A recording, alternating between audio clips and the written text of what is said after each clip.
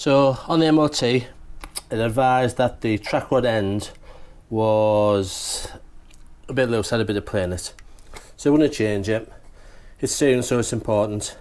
What you need is a 22mm spanner or socket, probably a adjustable spanner to turn the actual track rod end.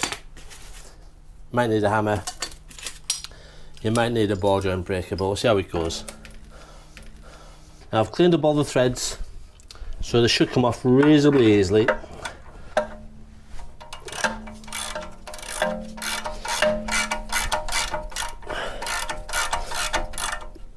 Oh, it's stiff. I think that might be turning actually. A 22mm spanner, we'll see if the whole thing's turning or not. And it isn't, so that's okay. I can stick with this, but I think what we'll do, because I have an impact driver, may as well use it. Whew.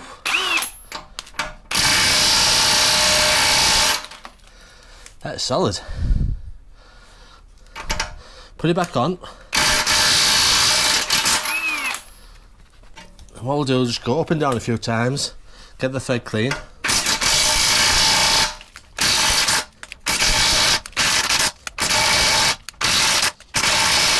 That's almost off. And back. There we go.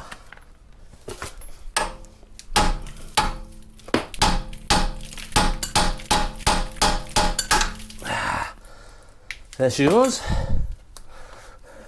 So I've just put the ball joint just back in there for now while I undo this nut here, the locking nut. It's a 24mm spanner. An adjustable will probably do. I'll just undo that one turn. There's my mark there. Alright, now we can take this out. I need to lock that and turn this at the same time, so I'm going to need two big spanners, I think.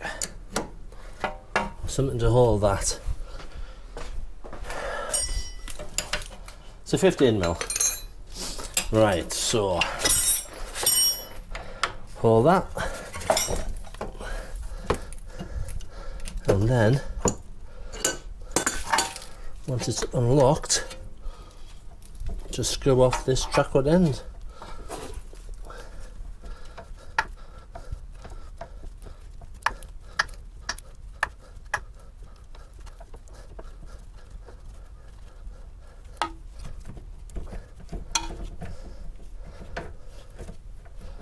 Right, and there we go. There's plenty of anti-seize still on there, so I won't go mad at the moment. I'll just screw this on.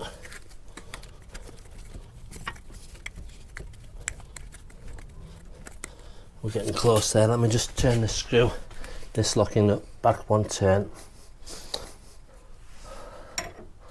Put that back my one turn. There. So I know where it's screwed up to.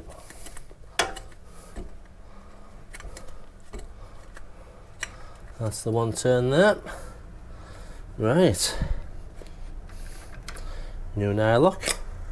Cover off. I am going to get some lubricant for this one though. Let me go and get some anti-seize so when I put it back together.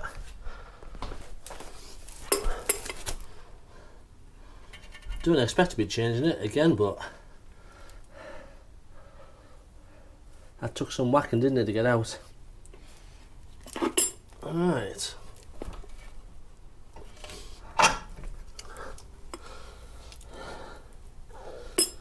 New nylock.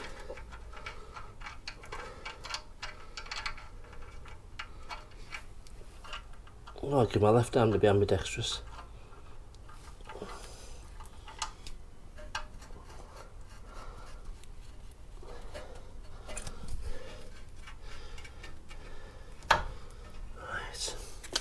Lock this in place. Right. And Just protect those threads. I'm just going to cover it all. I should have showed you on the bottom of that one, but there's actually a Allen hole key in there. If this whole thing starts turning, when you put an Allen key in there. So we said 22mm. In fact,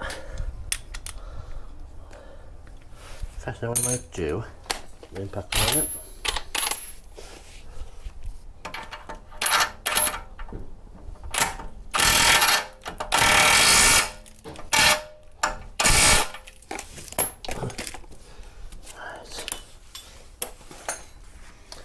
See if that's turning. Do it off by hand. That's quite tough. Right, this will need torquing up. Got my torque wrench ready, but I'm going to do it under load. So when the wheel's back on, I'll get around and torque that up. Check your handbook for the correct figures. Alright, so that's the track rod end done.